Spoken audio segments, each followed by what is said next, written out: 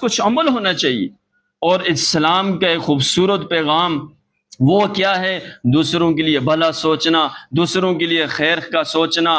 تو یہ میں نے آپ کے سامنے خوبصورت اسلام کی باتیں سنائی۔ نمبر 1 کلمہ طیبہ، نمبر 2 نماز، نمبر 3 علم اور ذکر، نمبر 3 اچھے اخلاق، نمبر 4 اچھے اخلاق، نمبر 5 ہر کام اللہ کی رضا کی نیت سے کرنا، اور نمبر 6 یہ جو اچھے اچھے کام ہیں دوسروں کو بتانا، خیر کا رستہ، بھلائی کا رستہ، دوسروں کو، کسی کے بچے کو مدرسے میں داخل کرایا، کسی کے بچے کو اچھے سکول میں، تربیت والے سکول اور کالج یونیورسٹی میں داخل کرا دیا جہاں تربیت ہوتی ہو۔ پہلے والے سکول تو ہی ہوتے تھے نا، ایک سکول اور کالج میں ایک استاد نے ایک پیریڈ میں اگر انگریزی پڑھائی تو اسی کالج اور سکول میں اس دوسرا پیریڈ آ کے استاد جی حدیث اور ترجمہ پڑھاتا تھا۔ اب تو وہ دور ہی نہیں رہا۔